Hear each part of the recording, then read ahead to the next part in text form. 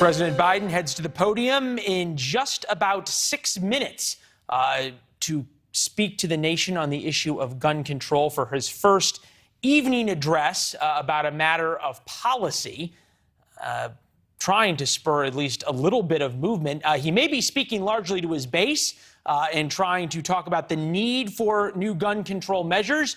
But in the end, it will probably be up to members of his own party, specifically in the very center, Joe Manchin in particular, about whether or not anything happens about what he talks about. Here's the senator from West Virginia. Eliminating the filibuster would be the easy way out. It wasn't meant to be easy. I cannot support such a perilous course for this nation when elected leaders are sent to Washington to unite our country, not to divide our country, and putting politics and party aside is what we're supposed to do. It's time that we do the hard work to forge the difficult compromises that can stand the test of time. So does the urge and the call to finally do something after Uvalde and Buffalo and now Tulsa break through the hard partisan lines we have? George Will with us, senior NewsNation contributor, Pulitzer Prize-winning columnist. Good to see you, sir. What do we make of the fact that this is 7:30 in the evening Eastern, something President Biden really does not do? Yes, it's a kind of portentous announcement. And there's an old saying, Leland, that if you get the girl up on her tiptoes, you better kiss her. The analogy here with the president is when you tell the country, stop what you're doing, gather around, pay attention. I've got something important to say. You'd better have something important to say. Now, that's very difficult after the last week when everybody has said everything they know, and a good bit more in many cases, about the subject of gun control.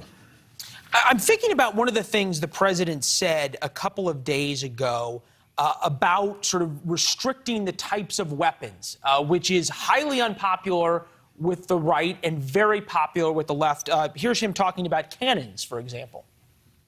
Second Amendment's not absolute. When it was passed, you couldn't own a cannon. You couldn't own certain kinds of weapons. It's just always been limitations. You could own a cannon, in fact. You could have a warship with cannons back when the Second Amendment was written. Yeah. How much of the rhetorical flourishes are going to have to be given up? How much of the nods to assault weapons bans and magazine bans and all of the far left's wish list must be given up for even any chance at compromise? Well, first of all, you have to clean house in the speech writing shop. That he just said about the cannon, aside from being false, is the kind of over-the-top rhetoric that got him in trouble in Atlanta, where he said, if you don't agree with me about Georgia's voting laws, you are Jefferson Davis, Bull Connor, and George Wallace. Lower the temperature, turn down the thermostat on the rhetoric, and understand that the American people are pretty much in the middle on this. Convince the American people that you have a law that will address mass shootings, and they'll be for it. The problem is it's very difficult to make that argument. Let me just ask you, is it even worth, though, trying politically, and we're going to put up the podium so you can see as they're opening the doors, is there any value politically in lowering the temperature? If nothing's going to get done at some level and you need a win politically, why not try to force Republicans into these very difficult and unpopular votes?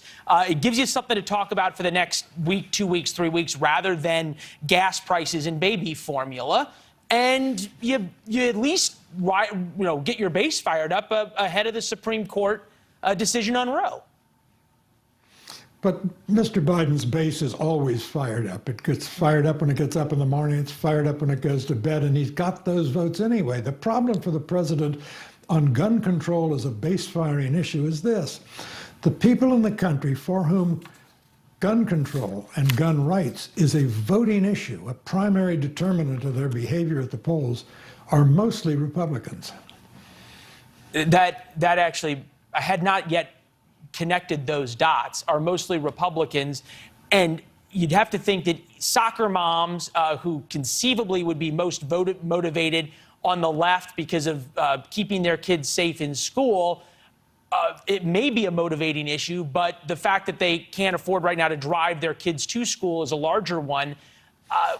Does it matter to the voters that the president hasn't taken this time to speak to them like this on gas prices, on inflation, hasn't leaned into the issues that our polling says matters much more to them than this?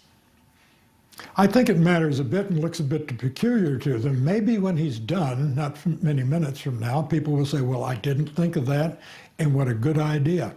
Which is why I say, when you call attention to yourself, and you say, Americans, put all your attention on me for 20 minutes, half an hour, however long it's going to be, you'd better deliver.